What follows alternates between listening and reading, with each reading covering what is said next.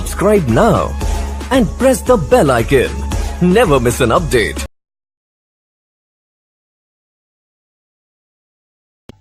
मरकुस की इंजील बाब 4। वो फिर झील के किनारे तालीम देने लगा और उसके पास ऐसी बड़ी भीड़ जमा हो गई कि वो झील में एक कश्ती में जा बैठा और सारी भीड़ खुश्की पर झील के किनारे रही।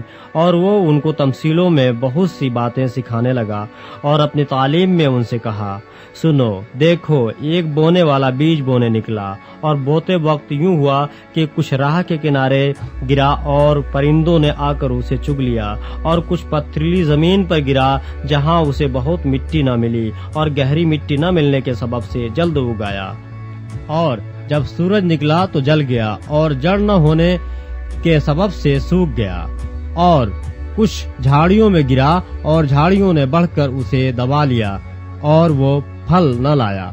और कुछ अच्छी जमीन पर गिरा और वो उगा और बढ़कर फला, और कोई 30 गुना, कोई 60 गुना, कोई 100 गुना फल लाया। फिर उसने कहा, जिसके सुनने के कान हो वो सुन ले।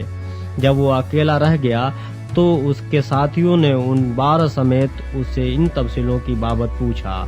उसने उनसे कहा कि तुमको खुदा की बादशाही का भेद दिया गया है, मगर उनके लिए जो बाहर हैं सब बातें तमसीलों में होती हैं, ताकि वो देखते हुए देखें और मालूम न करें, और सुनते हुए सुने और न समझें। ऐसा न हो कि वो रुजू लाएं और माफी पाएं। फिर उसने उनसे कहा, क्या तुम तमसील नहीं समझे? फिर सब तमसीलों को क्यों कर समझोगे? बोने वाला कलाम बोता है जो राह के किनारे हैं जहाँ कलाम बोया जाता है। ये वो हैं कि जब उन्होंने सुना तो शैतान फिलफूर आकर उस कलाम को जो उनमें बोया गया था उठा ले जाता है। और इसी तरह जो पथरीली जमीन में बोए गए ये वो हैं जो कलाम को सुनकर फिलफूर खुशी से कबूल कर लेते हैं और अपने अंदर जड़ नहीं रखते, बल्कि चंद रोज़ा हैं। फिर जब कलाम के सबब से मुसीबत या जुल्म बरपा होता है तो फिलफूर ठोकर खाते हैं। और जो झाड़ियों में बोए गए वो और हैं, ये वो हैं जिन्होंने कलाम सुना और दुनिया की फिक्र और दौलत का फरेब और चीजों का लालच दाखिल होकर कलाम को दबा देते हैं और वो बेफल रह जाता है। और जो अच्छी जमीन में बोए गए ये वो हैं जो कलाम को सुनते और कबूल करते और फल लाते हैं, कोई 30 गुना, कोई 60 गुना, कोई 100 गुना। और उसने उनसे कहा, क्या चिराग इसलिए लाते हैं कि पैमाने या पलंग के नीचे रखा जाए? क्या इसलिए नहीं कि चिरागदान पर रखा जाए? क्योंकि कोई चीज छुपी नहीं मगर इसलिए कि जाहिर हो जाए, और पोशीदा नहीं हुई मगर इसलिए कि ज़हूर में आए। अगर किसी के सुनने के कान हो तो सुन ले।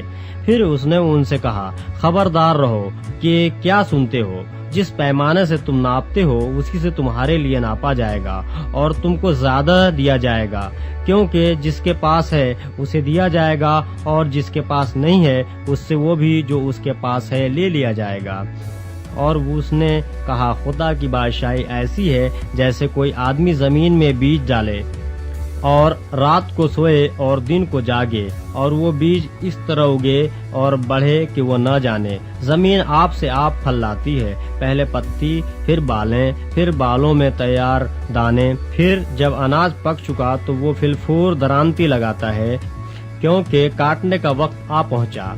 फिर उसने कहा कि हम खुदा की बादशाही को किससे तशबीह दें और किस तमसील में उसे बयान करें। वो राई के दाने की मानिंद है कि जब जमीन में बोया जाता है तो जमीन के सब बीजों से छोटा होता है, मगर जब बो दिया गया तो उग कर सब तरकारियों से बड़ा हो जाता है और ऐसी बड़ी डालियां निकालता है कि हवा के परिंदे उसके साये में बसेरा कर सकते हैं। और वो उनको इस किस्म की बहुत सी तमसीलें दे देकर उनकी समझ के मुताबिक कलाम सुनाता था और बेतमसील उनसे कुछ न कहता था, लेकिन खिलवत में अपने खास शागिर्दों से सब बातों के माने बयान करता था। उसी दिन जब शाम हुई तो उसने उनसे कहा, आओ पार चलें। और वो भीड़ को छोड़कर उसे जिस हाल में वो था कश्ती पर साथ ले चले, और उसके साथ और कश्तियां भी थीं। तब बड़ी आंधी चली और लहरें कश्ती पर यहाँ तक आईं कि कश्ती पानी से भरी जाती थी और वो खुद पीछे की तरफ गद्दी पर सो रहा था। बस उन्होंने उसे जगाकर कहा, ऐ उस्ताद, क्या तुझे फिक्र नहीं कि हम हलाक हुए जाते हैं? उसने उठकर हवा को डांटा और पानी से कहा, चुप रह, थम जा। बस हवा बंद हो गई और बड़ा अमन हो गया। फिर उनसे कहा, तुम क्यों डरते हो? अब तक ईमान नहीं रखते? और वो नहायत डर गए और आपस में कहने लगे, बस ये कौन है कि हवा और पानी भी उसका हुक्म मानते हैं।